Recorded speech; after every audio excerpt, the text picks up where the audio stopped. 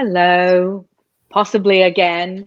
This is Imogen here with Body Intelligence, and this is take two for my conversation with trauma awareness activist Shay Seaborne about body intelligence, neurobiology, and eating. Seems to be a pertinent topic at this time of year. Why don't we just go straight into it today? Shay and I she's been a client of mine for a while. We're now collaborating, we've become good friends. Why did you want to talk about eating today? A friend suggested it over lunch, and I thought it was a good idea because of my own long and rocky relationship with eating. And also this time of year seems important. As a culture, we are kicking ourselves for all the indulgences we enjoyed over the holidays, and kicking ourselves because we need to make sure we can get into our bathing suits by Memorial Day. And the diet industry is bombarding us with all that. Everything's bombarding us with that, and it's shame-inducing and harmful. And my own experience with food started, at birth. As we all have the first experience with food is, a parent or parental type caregiver giving us whatever they have to give us. We have to take that and rely on it. So it's a critical exchange. Yeah. And we are wired to remember that. And so when we exchange food, even as adults, we're using the same neural pathways. And that's just the starting point. And then we have all the cultural aspects of food that are so many layered. Depending on, where you grew up and what your state food was and what your family could afford. So many things that affect our relationship with food. And we generally focus on the calories in, calories out aspect of food rather than the neurophysiological aspects. Yeah, or some sort of counting or accounting for what we're putting inside us. Yeah, and we're overlooking something really important because our neurophysiology affects what we eat, and what we eat affects our neurophysiology, and the condition of our neurophysiology determines the quality of our life. So it's kind of important to pay attention to that. Yeah, and we have this phrase, comfort food, for a reason, right? So, Right. Yeah. We naturally feel better inside when we eat the high carbohydrate and fatty foods. And so we can use them to self-medicate. They're widely available in our culture, subsidized by the government USDA subsidies for all the foods that go into the junk food that we pay premium prices for to buy. And then we put that stuff in our bodies, and we are basically feeding a really bad cycle, neurophysiological cycle.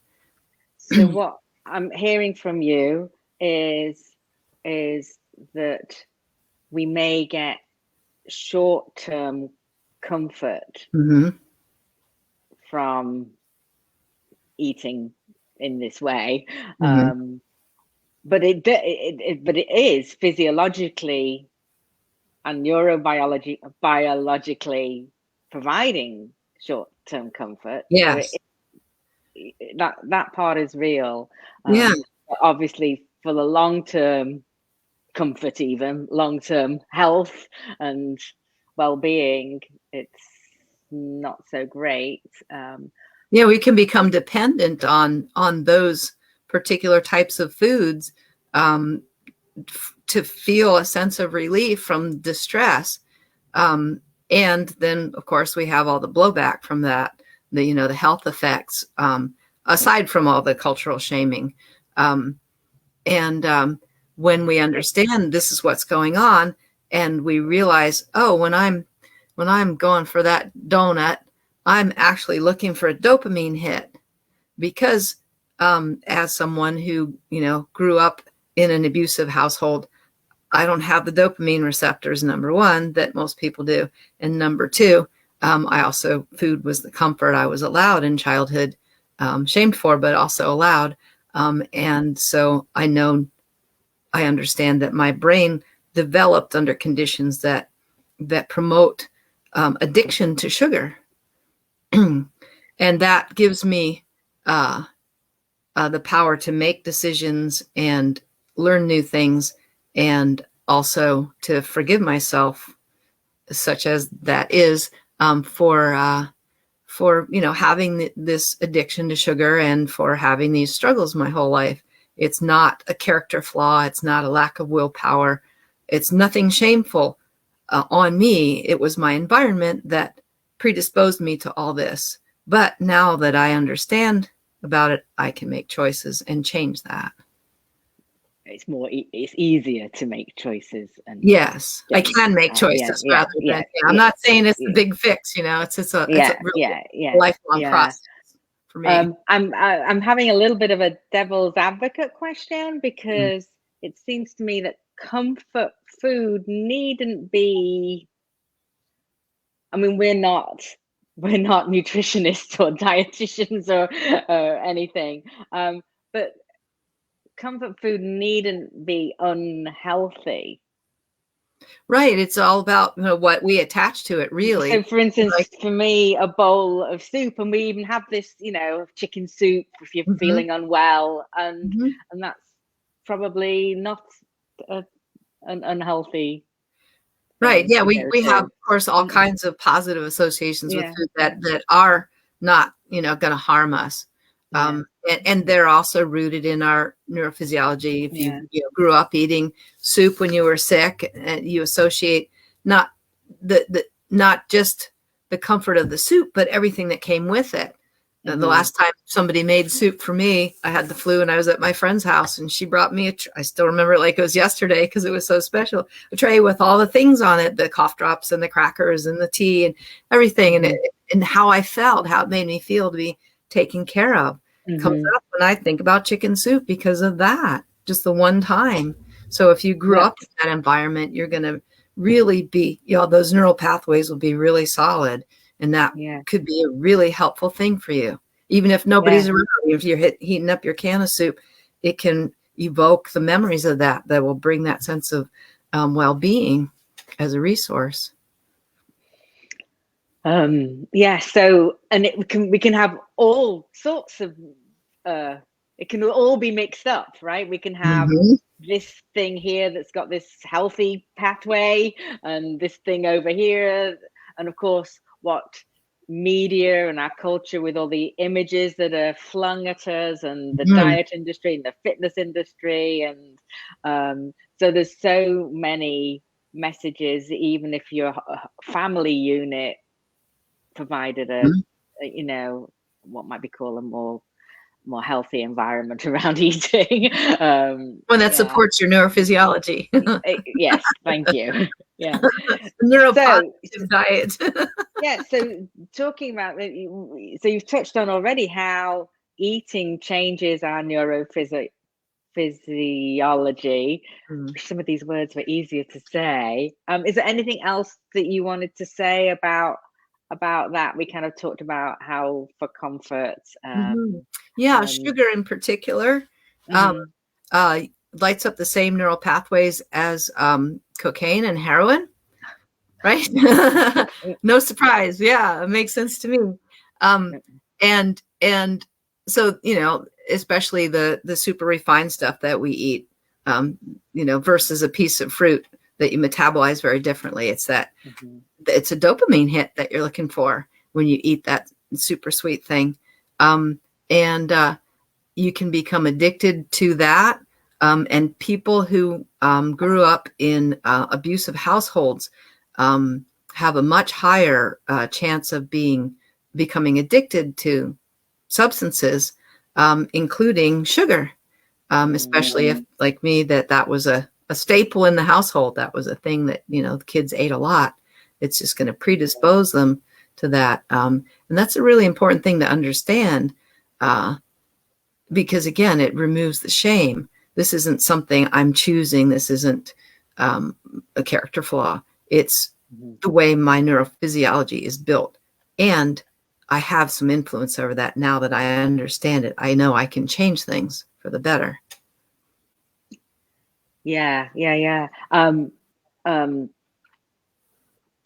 Thinking about the neurobiology, there's a very social aspect to eating often too. And on the plus side, I think sharing food in many I think probably every culture is an important aspect, whether as a family or for some sort of tradition or ceremony. Yeah, and they're eating and sharing food, breaking bread together is it's important to all of us. We all like to do that. We have warm feelings about eating a meal in that kind of company versus alone. And the reason is our neurobiology. It's the cooperation, the collectivism, the connection, the co-regulation, the attunement, and especially if there are any kind of ceremonies or rituals involved that where people are reciting words together or chanting or singing or drumming or dancing or swaying or anything like that, that brings our nervous systems into attunement, then we can experience the sensation of resonance. And that's why we love to do those things. They bring us to a sense of resonance inside ourselves and with everybody that we're connected to in this experience. And the food is part of that. So that's interesting to me, just thinking about, as a small business owner, you might say, or entrepreneur.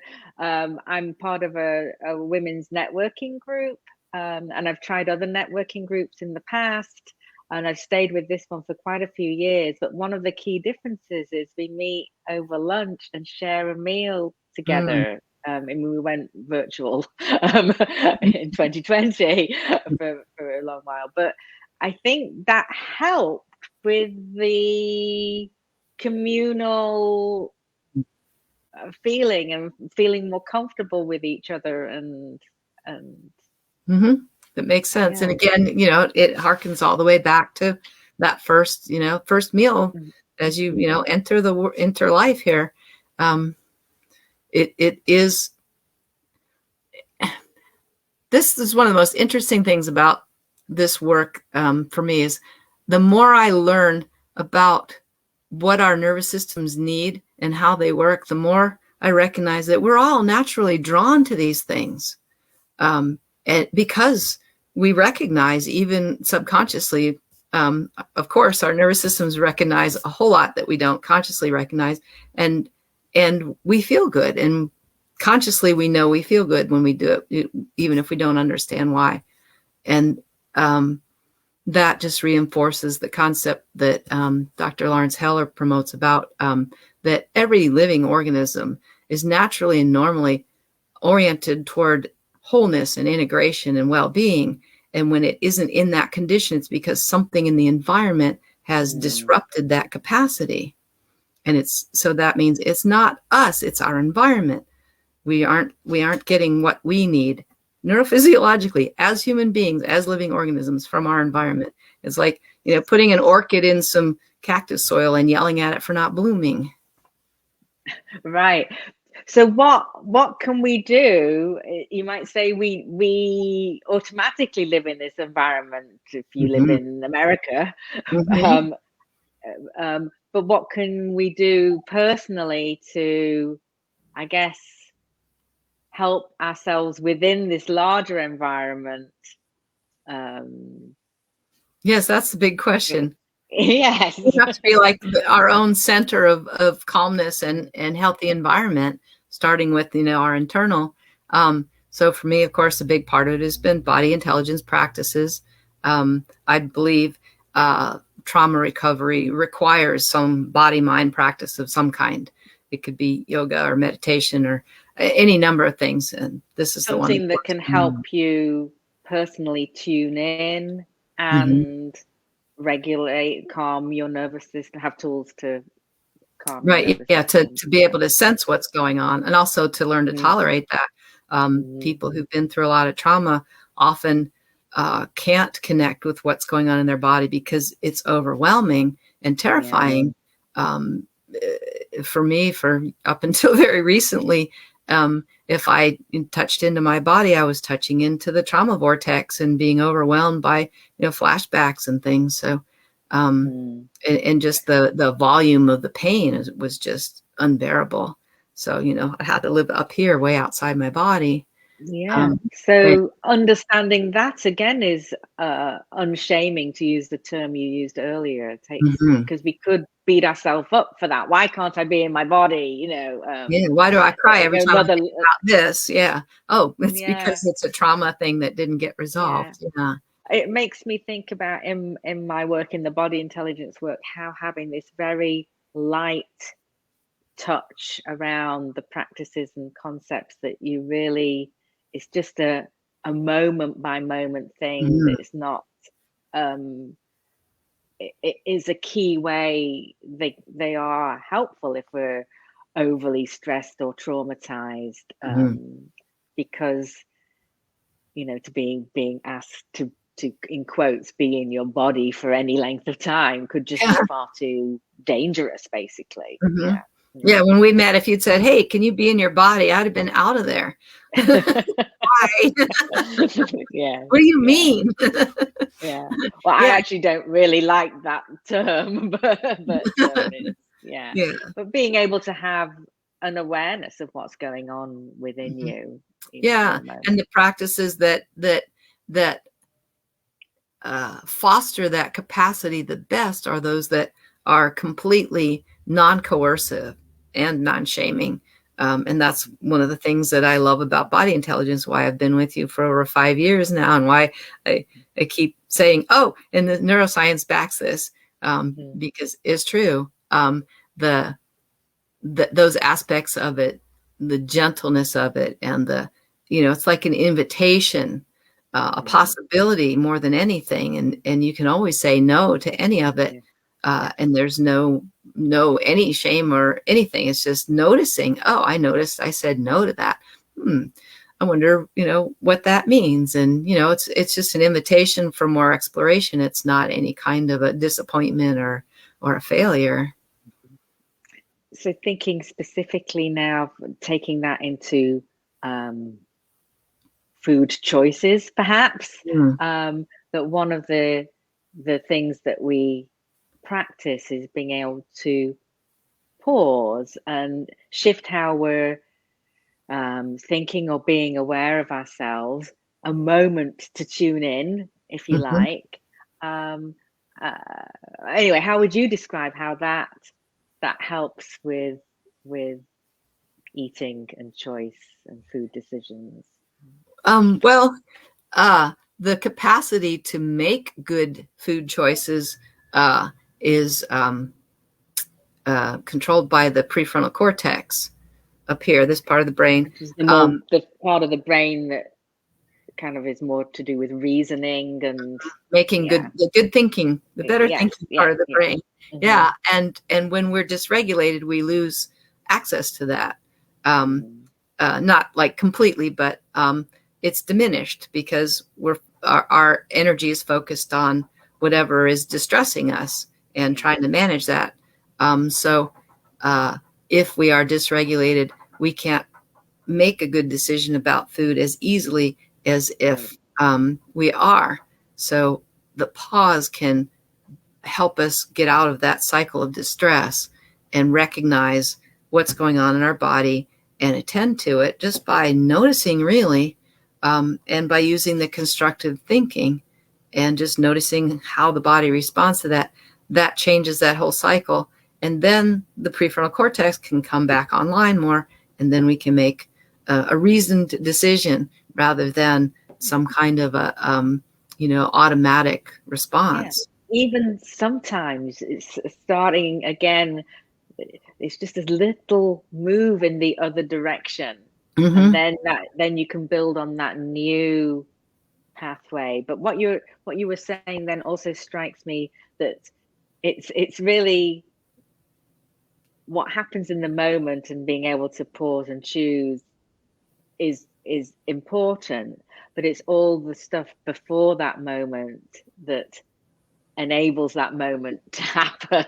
Yes. If you Yeah. like, right? Yeah. You need to have those practices in place. Maybe that you've got yourself, you've become generally a little bit better regulated. So maybe you've already set up your environment food wise to be a little bit less triggering in terms of being able to grab the cookies or whatever, because you know, but you've also practiced the things that when it does come to you, a time when you are more stressed, and you could easily go to that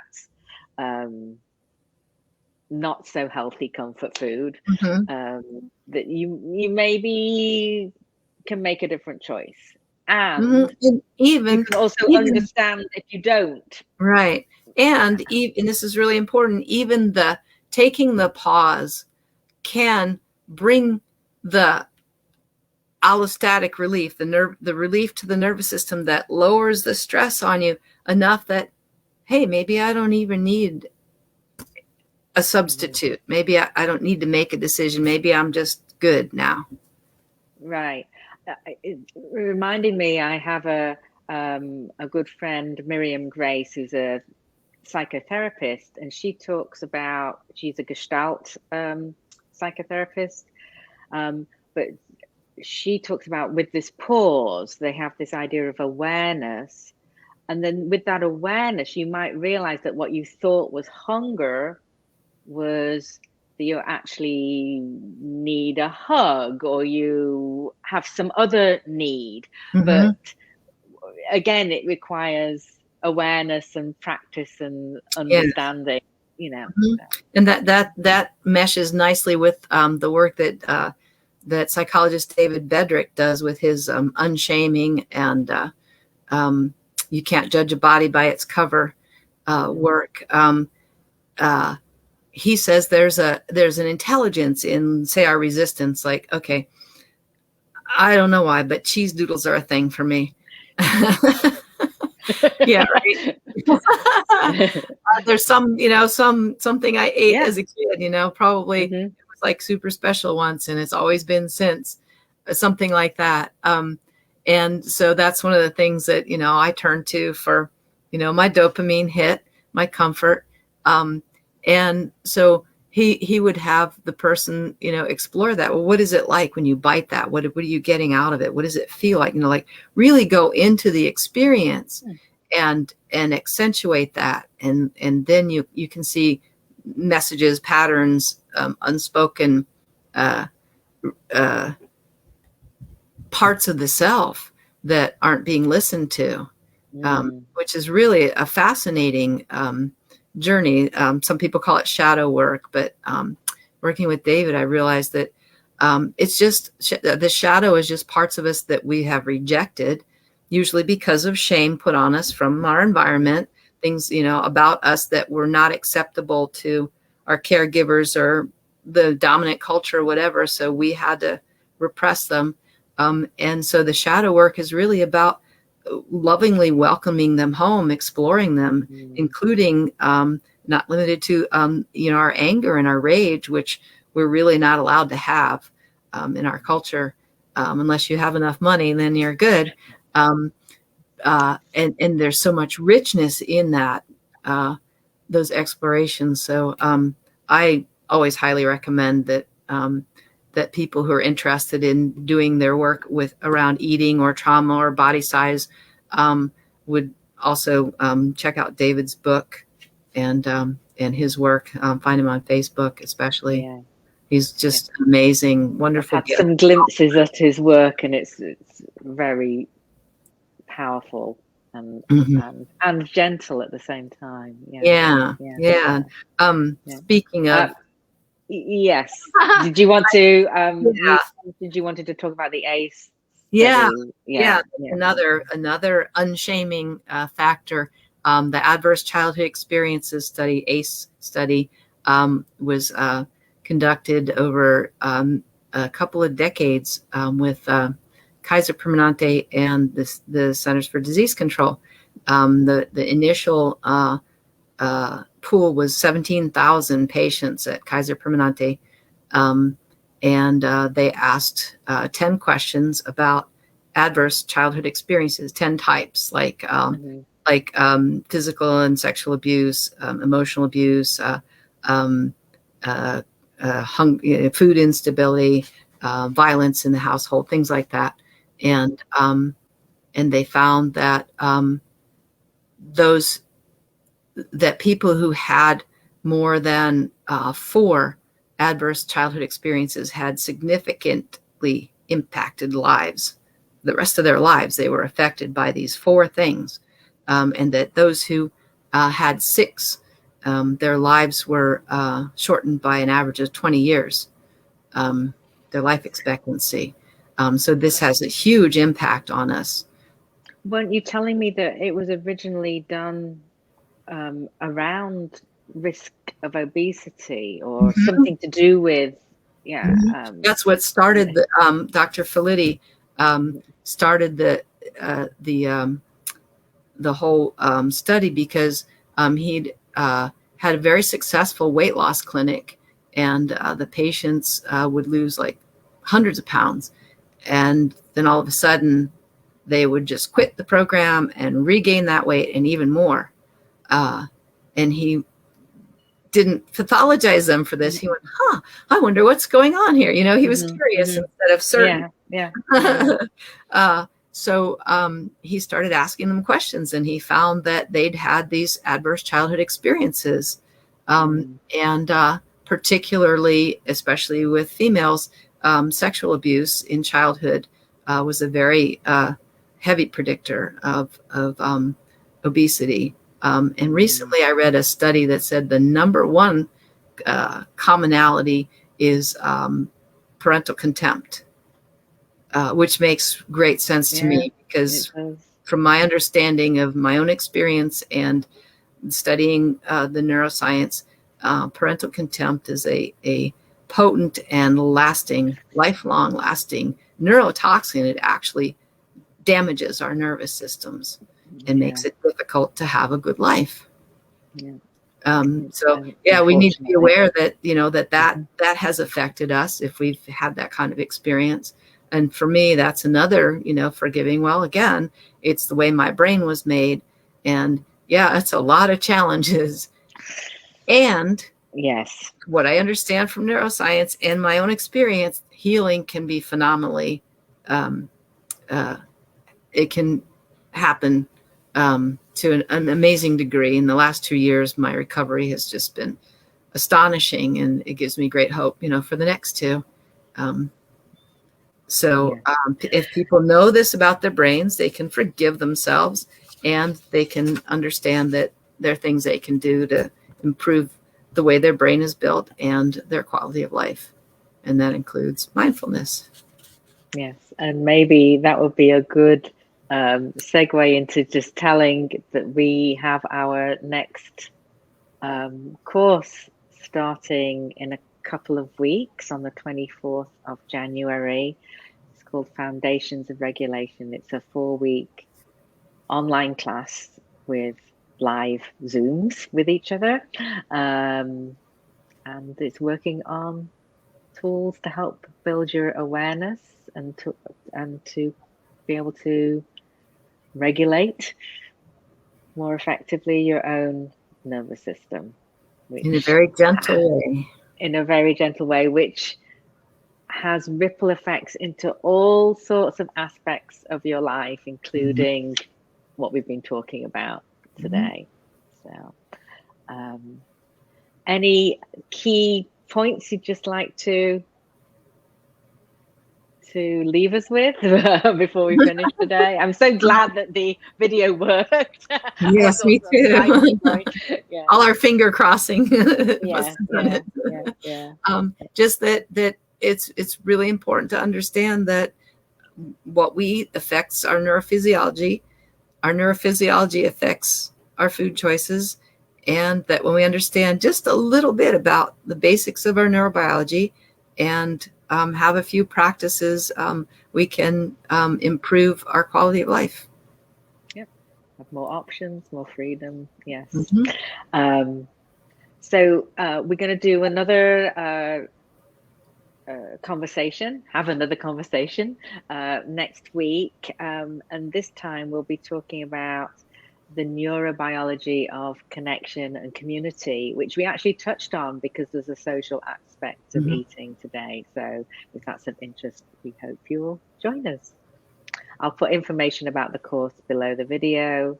And please get in touch with me or Shay if you have any questions. And thanks for watching, whether you've been with us live or you're watching the recording. Thanks, Shay. Thank you.